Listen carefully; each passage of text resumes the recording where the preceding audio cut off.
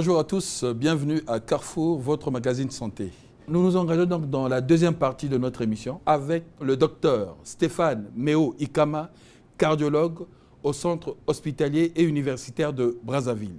Docteur, comment traiter médicalement une hypertension artérielle? Quels sont les moyens médicamenteux dont les médecins disposent? Bon, aujourd'hui, l'hypertension artérielle, c'est quand même une pathologie qui a tout un arsenal thérapeutique et qui existe. Il y a plusieurs médicaments actuellement disponibles pour pouvoir traiter des patients hypertendus. Ces médicaments-là sont souvent répartis en classes. Il y a plusieurs classes de médicaments. En général, il y a 5 à 6 classes de médicaments. On ne va pas faire un cours de thérapeutique, c'est juste pour essayer de se donner un peu une idée. Et que dans ces différentes classes de médicaments, il y en a qui sont un peu plus préférés que d'autres. Ça, c'est par rapport aux recommandations des sociétés savantes, etc.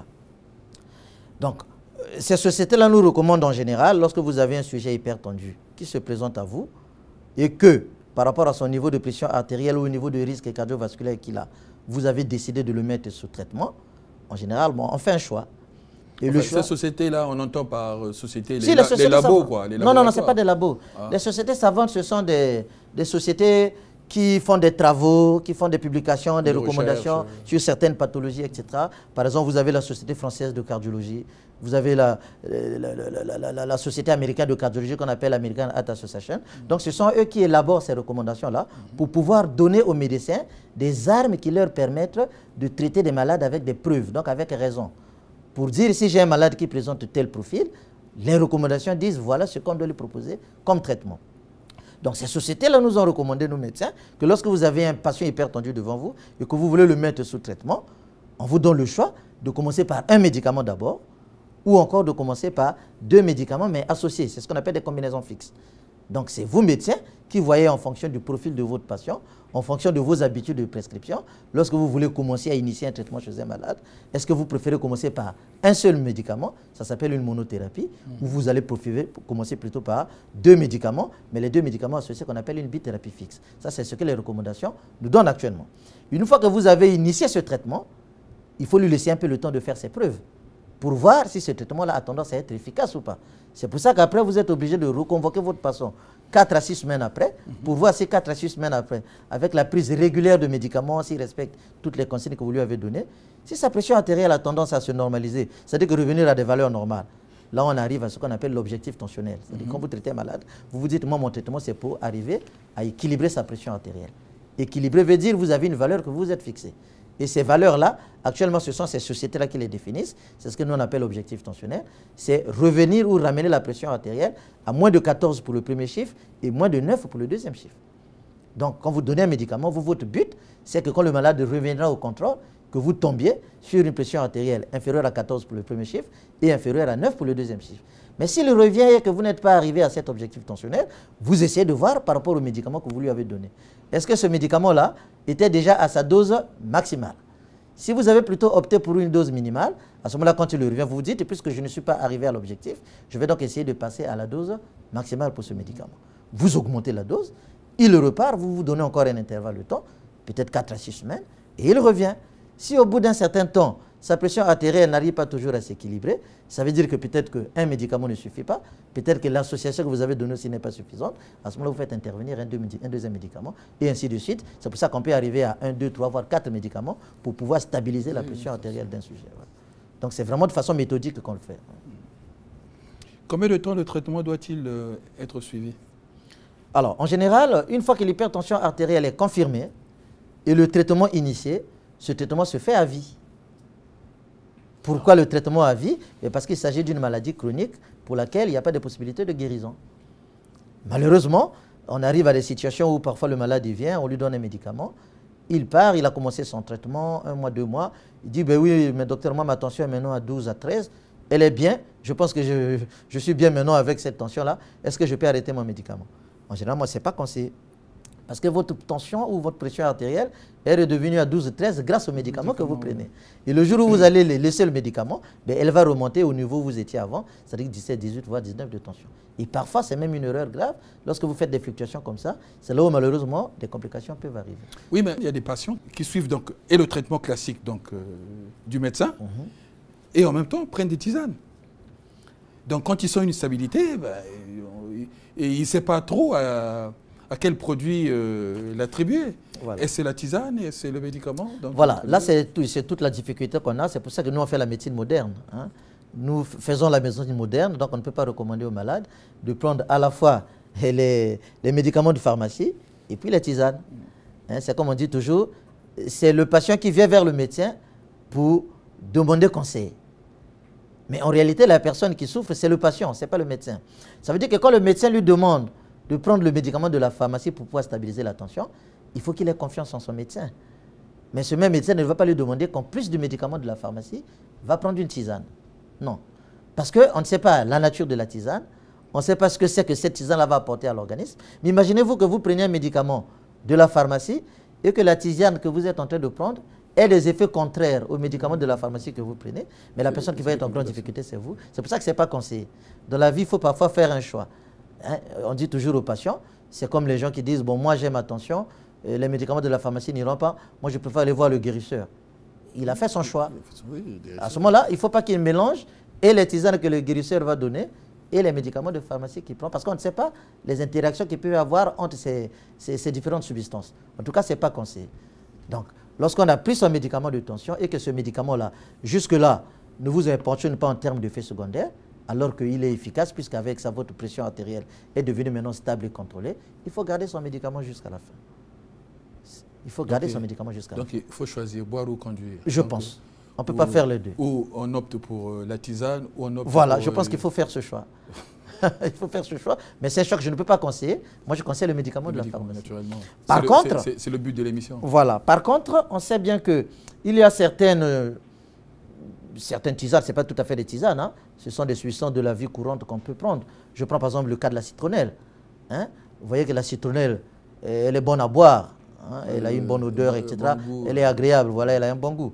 Et que la citronnelle, finalement, joue un peu le rôle des médicaments hypotenseurs, donc qui peuvent traiter la tension. Pourquoi? Parce que la citronnelle fait beaucoup pisser. Et comme la citronnelle fait beaucoup pisser, elle joue le rôle de diurétique. Donc souvent, on a eu des cas de patients qui, en plus de son médicament habituel, ben, il prend régulièrement de la citronnelle. Après, il est surpris de vous appeler, mais docteur, j'ai 10 de tension, j'ai 11 de tension, je ne me sens pas bien. Mais vous vous dites, mais pourtant, à cette dose-là, jusque-là, on était bien, qu'est-ce qui se passe? Et il suffit de bien l'interroger, il va vous dire, ah ben oui, depuis au moins 2 semaines, chaque matin, je prends une bolle de citronnelle, etc. Et or, la citronnelle, c'est un médicament qui va vous faire pisser, donc qui peut vous baisser la tension. Et donc, si déjà elle baisse la tension, en plus de votre médicament de tension, donc vous avez là, entre guillemets, 2 médicaments qui vont favoriser à baisser la tension. Ce n'est pas pour dire qu'il faut encourager les gens à prendre la citronnelle, c'est simplement pour dire qu'il faut faire attention parfois à certaines choses. Mais alors, pour une personne qui fait de l'hypotension, prendre la citronnelle, c'est dangereux pour elle? Finalement, oui, puisque vous avez répondu à la question. Oui, donc, en fait, non, déjà, elle fait de l'hypotension, ça veut dire que sa tension n'est pas élevée, elle est basse. Si en plus, là, vous ajoutez la citronnelle, ben, elle va continuer à vous la baisser. Et donc, ça peut arriver à certaines complications. Mais attends, la citronnelle peut baisser jusqu'à combien? Bon, la difficulté, c'est qu'en général, on ne peut pas savoir jusqu'où un médicament peut baisser le niveau de pression artérielle. Nous, donc, tout ce qu'on sait, c'est que nous définissons l'hypotension artérielle à partir d'un seuil. Lorsque vous avez à peu près moins de 9 de tension, on commence à penser qu'elle est trop basse pour un adulte. Et généralement, ce n'est pas conseillé. Mais la plupart des médicaments que nous donnons en pratique clinique, c'est-à-dire que les médicaments de pharmacie, les études ont été faites pour montrer que ces médicaments-là ne peuvent pas donner trop d'hypotension négative. C'est des normotenseurs. Donc, elles vont essayer de baisser la tension jusqu'à atteindre un seuil qui fasse en sorte que vous ne soyez pas en difficulté, que vous n'ayez pas la tension la plus basse possible, etc.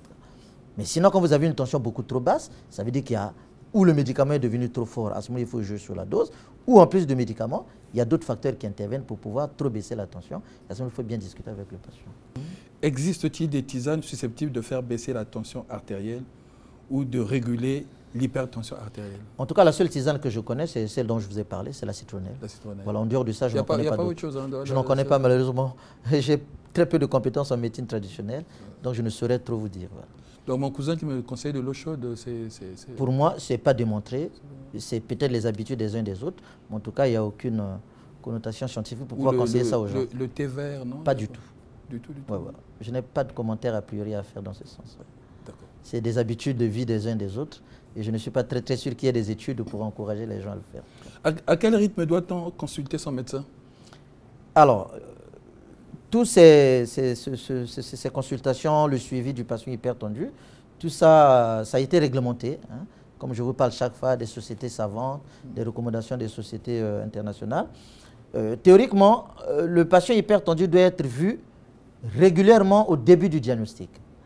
Hein, donc, vous avez posé le diagnostic d'hypertension, vous lui avez donné un traitement. Tout à l'heure, je parlais chaque fois de 4 à 6 semaines. Au fait, c'est dans ces intervalles de temps-là, vous voyez un peu plus fréquemment au début pour pouvoir optimiser le traitement et voir si effectivement vous êtes efficace ou pas.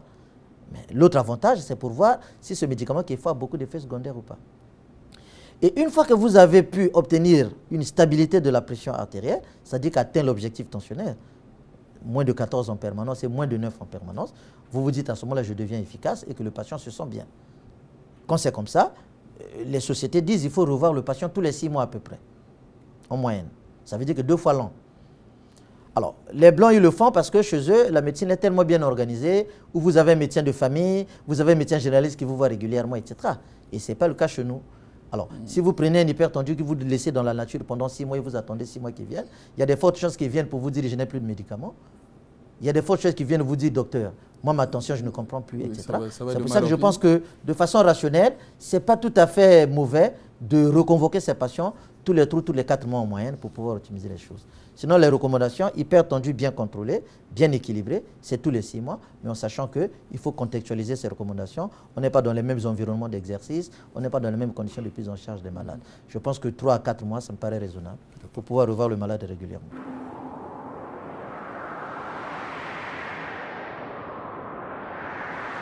Et comment l'hypertension peut-elle être prévenue? Alors, ça c'est vraiment l'élément fondamental, puisque au début, vous nous avez posé la question de savoir quels étaient les facteurs qui pouvaient favoriser la survenue de l'hypertension. Et donc, pour prévenir l'hypertension, il faut simplement jouer sur ces mesures. Hein? On sait bien que manger trop salé, ce n'est pas bon, puisque le sel, lui, finit par retenir beaucoup d'eau dans l'organisme. Donc, par élever la pression artérielle, à ce moment-là, il faut déjà commencer à diminuer la consommation de sel. Je plains les mangeurs de poissons salés. Par exemple, voilà. C'est pour ça que de plus en plus, il y a une certaine culture qui commence à demander à beaucoup dessaler le poisson salé pour mieux le manger. On sait qu'une fois qu'il est bien dessalé, il n'est plus agréable. Et donc, finalement, il perd sa vraie saveur de poisson salé. Donc, il faut faire un choix. Voilà. Où je vais éviter la tension. Bon, est-ce que je vais essayer d'en manger régulièrement ou je vais modérer la consommation? Le tout, ce n'est pas de dire je n'y touche plus. Le tout, c'est de dire comment est-ce que je peux modérer la consommation de ce genre de choses. Donc, diminuer la consommation d'aliments salés, ça c'est un élément important. La deuxième mesure, c'est de faire en sorte que l'on ne gagne pas beaucoup de poids. Ou encore, lorsqu'on a beaucoup de poids, c'est-à-dire que si on est en surpoids ou obèse, mais il faut faire de l'activité physique régulière pour pouvoir casser le poids. Puisque l'on sait que le poids, finalement, fait le lit de toutes ces maladies, dont l'hypertension. Le troisième facteur, au Congo, malheureusement, on a beaucoup d'habitude de boire sans arrêt, etc. Hein, puisque dans la grande étude qu'avait faite le professeur Kimbali pour la prévalence de l'hypertension artérielle à Brazzaville, et cette étude avait montré que les gens qui faisaient de l'hypertension consommaient régulièrement de l'alcool. Donc il y avait un pourcentage non négligeable de consommation d'alcool. Et c'est pour ça qu'actuellement, on a fait un lien aussi entre l'alcool et puis l'hypertension. Voilà. Donc l'alcool, c'est maintenant un grand facteur de risque de survenue de l'hypertension. Et la cigarette, comment elle ne fait Oui, le tabac, pas souvent. Ouais. Le tabac, c'est quelque chose qui vient pour aggraver les choses, mais le tabac ne prédispose pas au risque de devenir hypertendu par rapport à l'alcool. Donc, si l'on consommait régulièrement de l'alcool à des quantités excessives, il faut modérer la consommation. Tout cela, ça vous permet de maintenir votre niveau de pression artérielle pour ne pas que vous passiez dans la zone de l'hypertension. Le stress. C'est un élément fondamental. Hein? Le stress, malheureusement, son défaut, c'est qu'on ne sait pas comment le quantifier. On ne peut pas dire X est plus stressé que Y, mais le stress, c'est quelque chose de fondamental qui existe. Donc, ça veut dire qu'il faut lutter contre le stress. On a fini de travailler. Si on a le temps de se reposer, il faut essayer d'en profiter au maximum. Parce que ce stress-là aussi contribue à laisser l'organisme en émoi et à maintenir le niveau de pression. La pression artérielle à un niveau élevé, donc ça peut vous prédisposer à devenir hypertendu. Donc, c'est vraiment typiquement jouer sur ces mesures d'hygiène de vie, le sel, le gras, l'alcool, l'activité physique, la perte de poids, etc. Et en le faisant, on va essayer de minimiser le risque de survenue de l'hypertension. Ça, c'est ce qui est recommandé. Nous allons prendre maintenant quelques particularités dans notre émission. Oui. La définition de l'hypertension artérielle de l'enfant est-elle la même que celle de la grande personne? Alors, ça, c'est quelque chose d'important. Alors ça, on vole un peu la vedette aux pédiatres, hein, puisque c'est eux qui voient les enfants. En réalité, la définition de l'hypertension artérielle de l'enfant ou de l'adolescent n'est pas la même que celle de l'adulte. Hein. Chez l'adulte, on est parti sur un principe où je viens, je mesure, s'il est au-delà de 14,9, c'est fini, je le déclare hypertendu. Chez l'enfant, ce n'est pas évident, puisque ceux qui ont travaillé sur l'hypertension artérielle de l'enfant ont défini ce que l'on appelle des tableaux ou des diagrammes, hein, qui permettent d'évaluer le niveau de pression artérielle d'un enfant en fonction d'au moins 3 paramètres. Donc, on prend en compte le sexe, si c'est un garçon ou une fille, on prend en compte l'âge et on prend en compte la taille. Donc, ils définissent comme ça des ABAC avec des tableaux, comme des diagrammes, etc. Et ils définissent ce que l'on appelle des percentiles. Hein? On peut estimer une valeur à partir de la 90e percentile, de la 95e percentile, 99e percentile, etc. Et finalement, quand vous examinez un enfant, vous lui mesurez la tension, puisqu'il existe des brassards pédiatriques. Hein? Donc vous mesurez la pression artérielle à un enfant et vous prenez la valeur que vous avez trouvée, vous essayez de l'approcher aux percentiles qui sont décrites par rapport à son sexe, par rapport à son âge et par rapport à sa taille. Donc il y a des abacs comme ça. Donc vous voyez si la valeur que vous avez mesurée en clinique correspond à la valeur qu'on doit avoir sur le tableau ou si cette valeur est au-delà des percentiles qu'on a précisés. À ce moment-là, vous déclarez que cette hypertension artérielle. Et cet enfant-là fait une hypertension artérielle. Donc la définition n'est pas aussi simple que ce que nous avons chez l'adulte. On est dans quelle tranche d'âge là? Généralement, ça va de 1 à 15 ans. Voilà, la plage est assez importante. Et qu'à partir de 16 ans, on commence à penser qu'on a commencé à grandir un peu. On peut se contenter d'utiliser les méthodes classiques qu'on fait. Voilà. Sinon, généralement, sur l'enfant, il y a des abacs en fonction de l'âge, du sexe et de la taille. Et c'est en fonction de ça qu'on peut estimer s'il a tendance à faire de l'hypertension ou pas. Quelle est la définition de l'hypertension artérielle en cas de grossesse? Alors, là aussi, c'est... On est chez la femme. Là. Voilà, on est chez la femme enceinte et c'est donc pour nos amis gynécologues obstétriciens. Alors, l'hypertension artérielle chez la femme enceinte, cette question-là, on la prend toujours sous 2 volets. Hein, sous 2 volets. Vous pouvez avoir une femme qui a une hypertension artérielle chronique connue et même traitée, mais qui tombe enceinte. Mais ça devient l'hypertension artérielle chez la femme enceinte. Bon, sachant que chez elle, l'hypertension est quand même antérieure à la grossesse.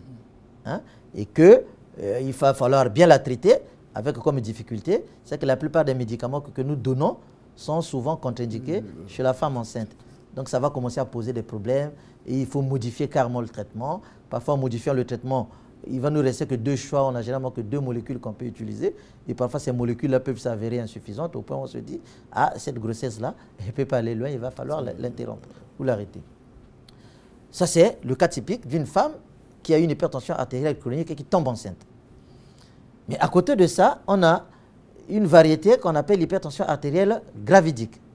Donc ça, c'est la vraie hypertension de la femme enceinte. Due à la grossesse. Voilà. Et c'est généralement, nous on dit que c'est une hypertension artérielle qui apparaît et disparaît avec la grossesse.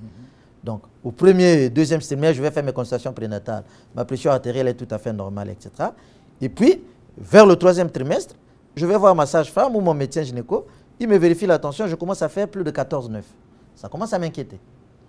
Et une femme enceinte à ces chiffres-là, on peut considérer qu'elle fait déjà une hypertension artérielle gravidique. Et vous essayez de surveiller l'évolution, etc.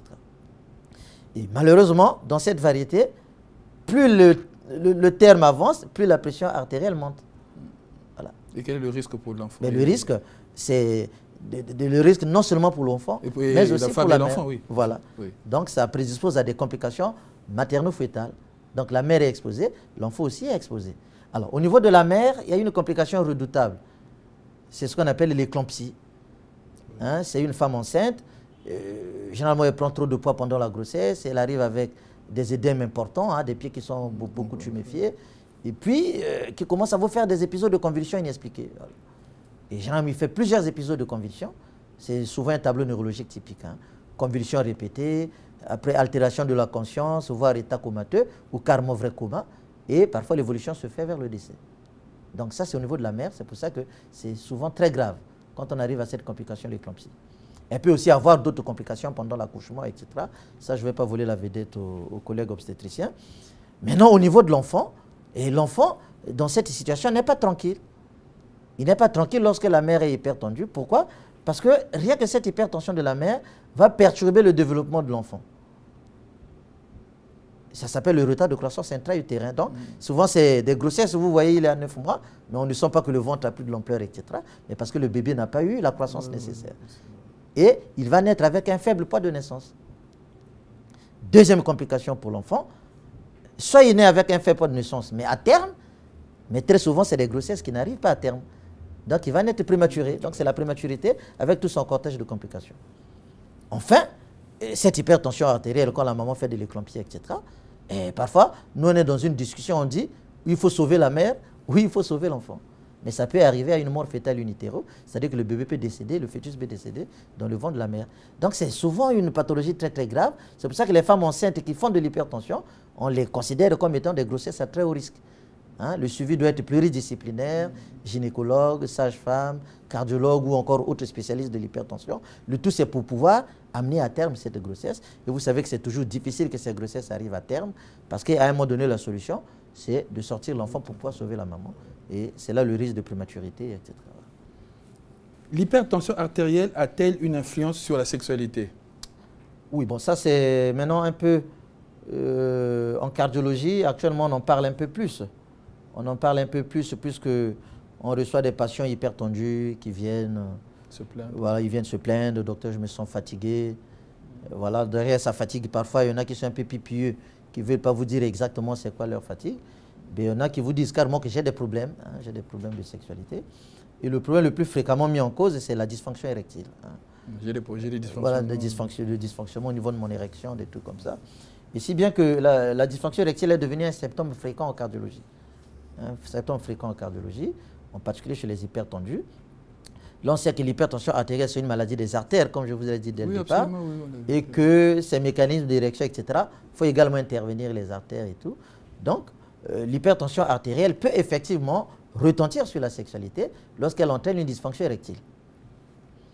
Parfois, elle n'est pas seule, elle peut être associée à d'autres maladies aussi qui peuvent détruire le fonctionnement des artères, etc., en particulier le diabète sucré, le tabac et tout. Donc, effectivement, ce n'est pas surprenant de voir un hypertendu qui dise « Moi, au niveau de ma sexualité, je commence à avoir des problèmes. » Ça, c'est tout à fait classique et c'est recommandé. Mais parfois, il souffre de l'hypertension, il prend des médicaments de l'hypertension, mais ces médicaments aussi peuvent avoir une influence particulière sur sa fonction érectile.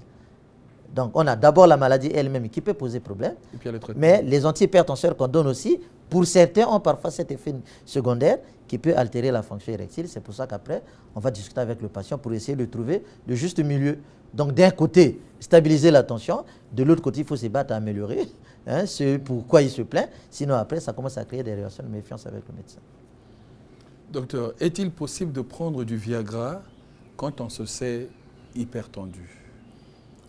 Bon, le Viagra, c'est le sildenafil, hein, il n'est pas le seul, puisqu'il y a 2 ou 3 autres qui sont actuellement vendus sur le marché. C'est quoi? Ce sont des inhibiteurs de la phosphodiesterase de type 5 qui sont faits pour pouvoir améliorer un peu la fonction érectile chez les sujets de sexe masculin en général. Et que, a priori, il n'y a pas de contre-indication formelle lorsqu'on est hypertendu. A priori, il n'y a pas de contre-indication formelle. La vraie contre-indication que nous redoutons, c'est lorsque vous êtes hypertendu et qu'en plus de l'hypertension, vous avez déjà eu d'autres problèmes cardiaques. En particulier si vous avez déjà fait une crise cardiaque, des trucs comme ça. Donc, il y a des médicaments qu'on vous donne pour prévenir ou éviter l'aggravation de la crise cardiaque. Mais parfois, ces médicaments-là sont contre-indiqués lorsque vous avez le sildenafil ou le Viagra. Donc, c'est simplement cette interaction des médicaments-là qui peut faire en sorte qu'on s'abstienne à prescrire le Viagra chez tel ou tel malade. Mais sinon, concrètement pour l'hypertension, surtout quand le sujet prend ses médicaments anti-hypertenseurs et que sa pression artérielle est bien équilibrée et qu'il n'a pas autre chose en sous-jacent, il n'y a pas de contre-indication formelle à lui prescrire du Viagra. Il y a des gens qui n'hésitent pas de mettre les portables dans les poches, côté cœur. Que dit le cardiologue? Bon, en réalité, pour moi, il n'y a pas d'impact. Je pense que l'influence du magnétisme qu'a le portable sur la perturbation de l'activité cardiaque, moi je pense qu'en toute honnêteté, il n'y a aucune influence particulière. Il n'y a aucune influence particulière? A priori, aucune influence particulière. Ah bon. Il nous est même arrivé de discuter de ça avec des malades de cardiologie qui sont porteurs des piles au cœur, qu'on appelle des pacemakers. Il y avait eu pas mal de discussions, bon, il faut éloigner les téléphones, etc. Et on s'est rendu compte qu'il y avait beaucoup d'interférences entre ces dispositifs électroniques et puis les piles qu'ils avaient au cœur, parce que ça pouvait inhiber la pile, etc., et puis créer des malaises.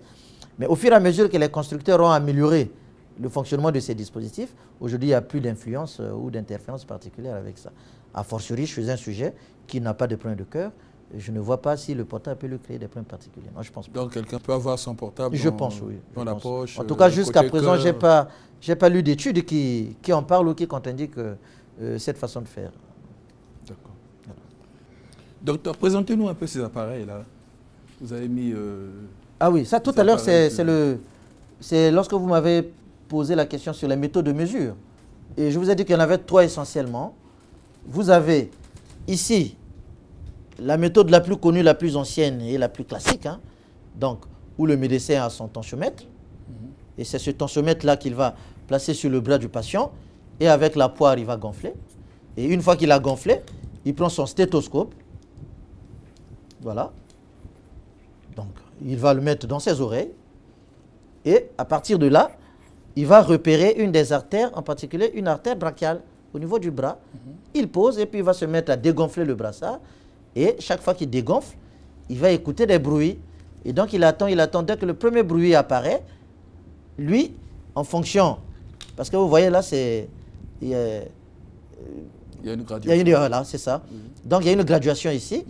Et il peut écouter par exemple ce premier bruit-là au niveau de 160. Donc ça fait 16. Et il continue à dégonfler jusqu'à ce qu'il n'entende plus rien. Donc c'est le dernier bruit perçu là qui va correspondre à son deuxième chiffre de pression artérielle, qu'on appelle la pression artérielle diastolique. Et à ce moment-là, une fois qu'il a fini, il se rappelle le premier bruit à 16, deuxième bruit à 9, conclusion, pression artérielle égale 16,9. 16,9, je suis au-delà de 14,9, donc le patient est hypertendu. Voilà. À ce moment-là, il faut aussi avoir une bonne oreille pour bien écouter le premier bruit et ne pas passer à côté du deuxième bruit. Parce qu'il est un peu, s'il est un peu sourd, voilà. C'est compliqué. Voilà, donc ça c'est la méthode la plus classique et c'est celle qui est le plus souvent utilisé, mais l'on sait qu'avec le temps, le développement des appareils électroniques aura tendance à minimiser un peu l'utilisation de cette méthode. Deuxièmement, vous avez ici, ça c'est le tensiomètre électronique classique. Le tensiomètre électronique classique avec son brassard, et ça c'est généralement ce qui est recommandé pour l'automesure. Hein, donc le patient arrive, vous avez des piles, la difficulté c'est qu'il faut changer des piles régulièrement, parce que lorsque les piles n'ont plus la charge suffisante, ça peut vous donner des chiffres un peu pas tout à fait corrects. C'est pour ça parfois au début, on est parfois obligé de faire même une comparaison entre ce que je trouve avec le tensiomètre classique, c'est-à-dire que la méthode auscultatoire avec le stéthoscope, et ce que l'appareil électronique va me donner. Hein, généralement, c'est comme ça qu'on arrive à diagnostiquer que les piles ne sont pas bonnes, il va falloir changer les piles. Donc ça, c'est souvent d'usage simple. Ça, c'est tout le monde qui peut utiliser. Vous prenez votre brassard, vous l'accrochez sur le bras où vous voulez mesurer. Vous mettez l'embout dans le tensiomètre. Et à la fin, vous avez un bouton Start-Stop. Start, vous appuyez dessus. Vous allez sentir que le brassard se gonfle. Là aussi, il faut toujours respecter les conditions de mesure. Ça se fait au calme, au repos. Ce n'est pas que j'appuie, bon, je cherche encore les télécommandes, etc. C'est de l'électronique. Donc, chaque fois que je vais trop bouger mon bras, il y a de fortes chances que ça perturbe. Ça perturbe la mesure et que ça ne me donne pas des chiffres corrects ou réels. Et vous appuyez, le brassard il va se gonfler, il va se gonfler. Lui-même, il sait jusqu'à quel niveau il va s'arrêter. Et une fois qu'il a atteint un seuil donné, il va se mettre à dégonfler progressivement. Vous, votre souci, c'est j'ai appuyé, j'attends jusqu'à ce qu'il se dégonfle. Et à la fin, il m'affiche 3 chiffres. Et dans ces 3 chiffres-là, vous avez le premier chiffre qui correspond donc à la pression artérielle systolique. C'est-à-dire que c'est le premier chiffre de la pression artérielle. Mais ces appareils, parfois, affichent en millimètres de mercure. Donc, au lieu de vous dire 13, il va vous mettre 130. Donc, quand vous avez 130, vous divisez chaque chiffre par 10. Donc, vous avez 13. Voilà, vous avez 13. Et après, vous avez le deuxième chiffre qui correspond donc au deuxième chiffre de la pression artérielle, c'est-à-dire la pression artérielle diastolique. Il va, par exemple, vous mettre 90. 9. Vous avez 90, vous divisez 90 par 10, vous avez 9. Donc, à ce moment-là, votre pression artérielle est à 13,9. Et le troisième chiffre qui apparaît, c'est en général la fréquence cardiaque. Voilà, donc il vous met premier chiffre de pression artérielle, deuxième chiffre de pression artérielle, et puis fréquence cardiaque. La fréquence cardiaque, c'est le battement, le rythme du cœur, voilà. Oui. Les pulsations du cœur. Voilà. En sachant que là aussi, ça peut être trop élevé, ça veut dire que votre cœur bat trop vite, tout comme ça peut être trop bas, ça veut dire que votre cœur bat lentement. À ce moment-là, ça dépend, est-ce que c'est le lentement normal ou le lentement pathologique, et vous êtes obligé de vous rapprocher de votre médecin traitant. Voilà. Donc ça, c'est l'automesure, et ce sont des appareils qui sont actuellement beaucoup recommandés. J'insiste sur le fait qu'il existe plusieurs marques, mais toutes ces marques-là ne sont pas validées. Mais l'industrie commerciale fabrique et veut vendre, alors que... Et la marque la plus courante au Congo, c'est... Bon, je ne vais pas faire la publicité des marques. Non, je ne fais pas la pub. Oui. Vous allez voir les grandes pharmacies de la place. Mais nous, on est là pour sensibiliser aussi. Hein. Oui, mais le principe, c'est que je ne suis pas actionnaire. Il faut voir le pharmacien. Il faut aller en pharmacie. Il va en pharmacie, vous discutez avec le pharmacien en fonction des différentes marques qu'il a, et vous tenez un débat, et puis il va vous dire, oui, moi, dans mes habitudes, voilà ce que je recommande beaucoup à mes patients, etc. Pour ne pas qu'on passe sur les médias publics et vendre telle ou telle marque. Hein.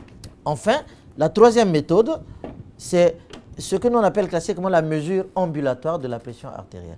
C'est-à-dire que le holter tensionnel. Hein, il s'agit d'un système d'enregistrement automatique de mesure où vous avez un brassard et en plus de ce brassard, vous avez un boîtier. Donc, le patient, il arrive le matin au cabinet du médecin, ou le médecin est là, où l'infirmier ou l'infirmière est là. On va lui poser donc le brassard et puis connecter ce brassard avec ce boîtier.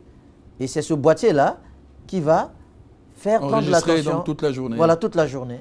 Ouais, en général, on programme à peu près toutes les 15 minutes dans la matinée et puis toutes les 30 minutes dans la nuit pour laisser un peu le temps à l'organisme de respirer.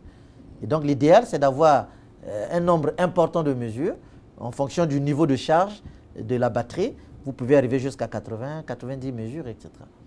Et une fois que le patient a pu respecter les conditions de mesure, etc., et il vous ramène un appareil qui a bien fonctionné toute la nuit, le lendemain matin, il ramène au cabinet, vous enlevez le dispositif et vous allez télécharger les données que l'appareil a stockées ici dans le logiciel qui est dans votre ordinateur. Donc c'est la console d'analyse. Oui, oui. Et le logiciel va vous donner la cartographie, va vous dire le nombre de mesures qu'il y a eu, va vous calculer les moyennes sur le total de ces mesures, et en général, il donne 3 types de moyennes. Donc la moyenne des 24 heures, c'est le total des mesures. Ensuite, il vous donne la moyenne des mesures du jour, qu'on appelle les mesures diurnes, et puis il vous donne la moyenne des mesures de nuit, c'est-à-dire les mesures nocturnes. Maintenant, en fonction de ces niveaux, l'appareil a déjà fixé des seuils pour dire valeur normale pour 24 heures égale temps, valeur normale pour le jour égale temps, et valeur normale pour la nuit égale temps. Et vous, quand vous allez interpréter votre examen, vous allez voir si votre patient, par exemple, pour les mesures du jour, a des moyennes qui sont largement supérieures au seuil fixé, à ce moment-là, vous le catégorisez comme hypertendu. Et ça, souvent, on l'utilise à visée diagnostique. C'est-à-dire que j'ai quelqu'un qui n'a jamais eu de... Par exemple, il n'a pas de maux de tête, il ne se plaint de rien, etc. Il vient au cabinet, vous le consultez, vous lui trouvez 16 de tension, alors qu'il ne se plaint de rien, ça veut dire qu'il n'y a pas le feu, on ne court pas. Mais vous vous dites, tiens, ça m'inquiète un peu, peut-être que c'est vraiment une vraie hypertension, mais je ne vais pas me contenter de te déclarer hypertendu sur 1 ou 2 mesures, je vais peut-être te demander l'enregistreur permanent. Et c'est lorsque l'enregistreur permanent vous ramène des valeurs élevées par rapport aux moyennes fixées, ben vous le considérez comme hypertendu, à ce moment-là, il faut le prendre en charge. Et de la même manière, il a 17 parce qu'il est sorti d'un rythme de travail un peu important, etc. Vous dites, mais est-ce que d'habitude vous faites de la tension? Il dit non, et vous lui demandez ça. Et l'enregistreur va vous dire non, finalement, ces moyennes de 24 heures sont plutôt normales et donc ce n'est pas un sujet hypertendu. Ça, c'est donc à visée diagnostique. Mais vous pouvez aussi l'utiliser pour vérifier si le médicament que vous donnez à votre patient est suffisamment efficace pour équilibrer sa pression sur 24 heures ou pas. Okay. Donc ça, c'est maintenant à visée thérapeutique parce qu'il y a des normes qu'on voit quand on interprète l'examen. Donc globalement, ce sont là les 3 méthodes de mesure qu'on peut avoir à disposition pour pouvoir bien prendre en charge un sujet hypertendu, à la fois en termes de diagnostic, mais aussi en termes de contrôle thérapeutique pour voir si le traitement qu'il prend a l'air efficace ou pas. Comment vous expliquez cette recrudescence d'AVC à notre époque? Bon, là, nous, on parle de recrudescence parce qu'on en parle un peu de plus en plus. Oui, parce qu'il y en a de plus en plus. On en parle un peu de plus en plus. Peut-être qu'à l'époque, ce n'était pas aussi médiatisé que ça. Le seul fait qui peut contribuer à expliquer un peu ce phénomène, c'est que l'on sait que parallèlement, on parle de l'accident vasculaire cérébral, mais parallèlement, il faut parler aussi de l'hypertension artérielle. Parce que finalement, on se rend compte que le facteur de risque le plus important et qui favorise la survenue de cet accident, c'est l'hypertension artérielle. Voilà. Soit ce sont des hypertendus connus, mais qui, pour une raison X ou Y, ont abandonné leur traitement. C'est ce que je vous disais tout à l'heure. Le malheur, c'est que la nature n'est pas que toujours gentille avec vous, si bien qu'à un moment donné, il y a une complication qui apparaît. Mais soit parfois aussi, c'est des gens qui ne se connaissent pas hypertendus, mais qui spontanément vous font un accident vasculaire cérébral. Et quand on l'emmène à l'hôpital, on se rend compte qu'il a fait 20, 22, 24 de tension, alors qu'il n'a jamais été hypertendu. Mais ça s'appelle les accidents, un accident inaugural. C'est-à-dire que lui, son hypertension, au lieu que ça se révèle par des petites céphalées, des petits vertiges, un peu comme on en a parlé tout à l'heure, mais chez lui, ça révèle par une complication, voire la mort. Voilà. C'est ça qui est un peu dramatique. Donc pour moi, l'explication, si on peut approcher ce phénomène, c'est simplement de dire que finalement, l'hypertension prend de l'ampleur et avec elle, son cortège de problèmes. Ouais. C'est comme ça que moi, je peux expliquer ça. Mais je ne vois pas comment dissocier la progression de l'hypertension artérielle et la progression des accidents vasculaires cérébraux actuellement.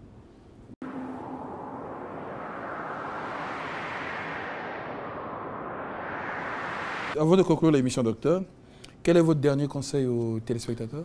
Alors, moi, je voulais plutôt vous remercier à nouveau pour l'organisation de cette émission hein, qui parle d'un sujet important, l'hypertension. Et nous, médecins, consultons régulièrement et on sait bien qu'il s'agit d'une pathologie fréquente. C'est une pathologie à consultation cardiologique. Il s'agit d'une pathologie qui existe hein, et qui est réelle et pour laquelle actuellement on a des armes pour pouvoir prendre en charge. Et nous, acteurs de santé, devrions dans un premier temps axer notre axe de prise en charge sur la prévention. Hein. C'est donc là aussi l'intérêt des émissions que vous organisez pour pouvoir apporter l'information au grand public, comment faire pour éviter de devenir hypertendu. Ça, on en a parlé longuement avec les mesures d'hygiène de vie, etc. Mais de l'autre côté aussi, il faut se dire, l'hypertension artérielle, c'est une maladie, mais une maladie grave. Et elle est beaucoup plus grave lorsqu'elle n'est pas traitée. Puisque toutes les études ont montré que lorsque vous avez eu votre hypertension artérielle et que vous prenez des médicaments pour pouvoir la traiter, vous êtes à l'abri de beaucoup de complications de cette maladie. Et que parallèlement, si vous vous dites, eh bien, moi j'ai mon hypertension, je ne vois pas comment est-ce que je vais prendre des médicaments toute ma vie, etc. Mais là, à ce moment-là, vous vous exposez au risque de développer ces complications, qui sont parfois des complications fatales. Donc, le plus important, c'est de se diagnostiquer. Et une fois qu'on est diagnostiqué hypertendu, d'accepter le traitement en fonction des circonstances et des données de l'examen que le médecin va retenir. Et une fois que vous avez accepté de vous traiter, ben, il faut continuer à vous traiter jusqu'à la fin de vos jours parce que c'est une maladie chronique. Sauf si on est arrivé à vous traiter par excès, parce qu'en réalité, vous n'avez pas fait une vraie hypertension. Vous avez pu faire ce qu'on appelle une fausse hypertension, en particulier un peu comme ce que je disais tout à l'heure, l'hypertension artérielle blouse blanche. Donc, le traitement, une fois que vous l'avez, c'est un traitement à vie et on ne l'arrête jamais. Si le médicament A que vous prenez commence à vous poser des soucis en termes d'effets secondaires, rapprochez-vous de votre médecin, il va vous substituer le médicament A par un médicament B qui certainement va vous poser moins de problèmes en termes d'effets secondaires. Mais il n'est jamais conseillé d'arrêter un traitement anti-hypertenseur. Et malheureusement, on est parfois habitué à voir ce genre de choses et ça se termine par des complications. Nous sommes arrivés au terme de notre émission sur l'hypertension artérielle avec le docteur Stéphane Méo Ikama. Merci docteur de nous avoir accordé un petit espace dans votre emploi du temps très chargé, mais c'est pour la bonne cause. Je vous en prie. Nous retenons en substance que tout le monde peut prendre des mesures concrètes pour diminuer autant que possible le risque de souffrir d'hypertension et des conséquences liées à cette pathologie. Aussi, plusieurs facteurs favorisant l'hypertension sont modifiables par simples mesures hygiéno-diététiques. En particulier, la pratique d'une activité physique modérée pendant au moins 30 minutes quotidiennement, une modération des apports en sel, en évitant la consommation d'alcool et de tabac, en mangeant sainement et éventuellement une perte de poids si cela s'avère nécessaire. Ces mesures sont contraignantes pour les patients, c'est vrai, car elles imposent un changement d'habitude de vie, mais elles sont vraiment efficaces si elles sont bien respectées. Merci pour votre fidélité, au revoir et à la prochaine.